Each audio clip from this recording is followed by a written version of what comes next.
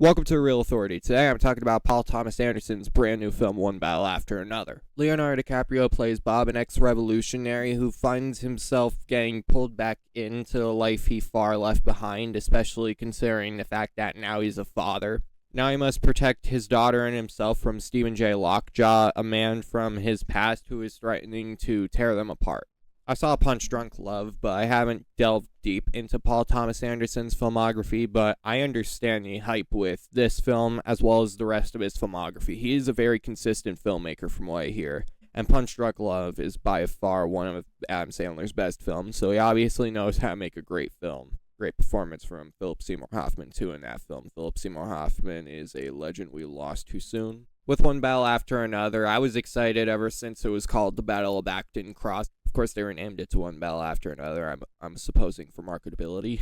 Doesn't change the fact I was extremely excited, and having seen it, okay. Starting off with the acting, incredible around the board. Like, Leonardo DiCaprio is a veteran at this point. He absolutely knows how to make his characters compelling, and with Bob, he absolutely makes it work to the point where you actually root for him. Like, you know he's done some things back in the day, but you see he's changed. And he's now pulled back into the life he, again, left behind, and you really do feel that, you really do feel that anxiety, especially considering the fact that he's the main character, and you want to see him succeed. You want to see him protect his daughter from dangerous forces that put him and his daughter's life in danger. So you really do feel that suspense, and Leo sells every single part of his character's journey. Also, for Chase Infinity's first film, shockingly, this is her debut. Her performance as Willow is really strong too, providing emotional gravitas. Granted, most of the actors provide emotional gravitas, but she was a standout in the cast. Really selling her character as well as the frustration she feels with having to deal with this situation, which she was kind of born into.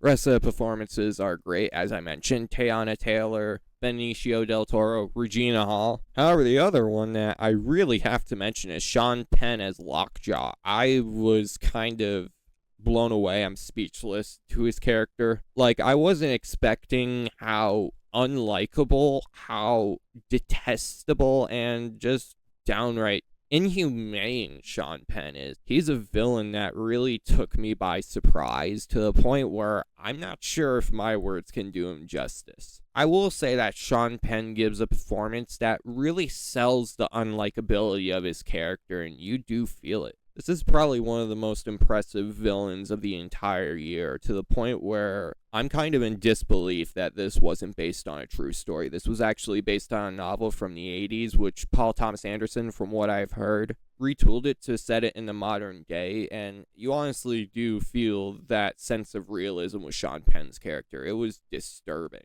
Paul Thomas Anderson wrote and directed the film, and he absolutely excels in both departments. You absolutely do see his love for storytelling as well as making these believable characters that you absolutely root for, or at least a lot of them. Of course, Sean Penn you don't root for. You absolutely hate him for all the right reasons. But I really do feel with the screenplay, it offers a lot, but everything it offers is just done so exceptionally. So I do feel with Paul Thomas Anderson, all the word of this movie being an Oscar contender are not in vain, and I do feel Thomas Anderson is one of the main reasons why. Plus, solid cinematography from Michael Bauman. Like, in the opening scene, it made it feel like it was a movie set in, like, the 90s. I know it's not set in the 90s, but it made it really feel like it was set in the 90s.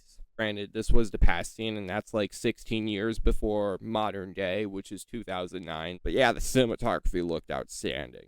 Plus, solid score from Johnny Greenwood, too, absolutely increasing the suspense and the anxiety feel alongside the main character's struggle and the writing from Paul Thomas Anderson. And since I don't want to say too much and go in a circle, because the anxiety is really there, I should really emphasize that this was an anxiety-inducing movie, and I was there for all of it. So that also attributes to the pacing. Like, the movie's 2 hours and 42 minutes. There are a lot of movies in which they run a similar length and they feel long. For example, Mission Impossible: The Final Reckoning. Still a good movie, very disappointing, but still, overall, I just did not think that the first half was as strong as the second. But here, there's not really any difference between the first and the second half. It may be a slow burn, but it was never slow, it was never dull, it was never boring. I was there for all of it. So that's a testament to how great all the elements are, especially the writing, in which it all works so well together that you just leave satisfied. So yeah, One Battle After Another is really damn great.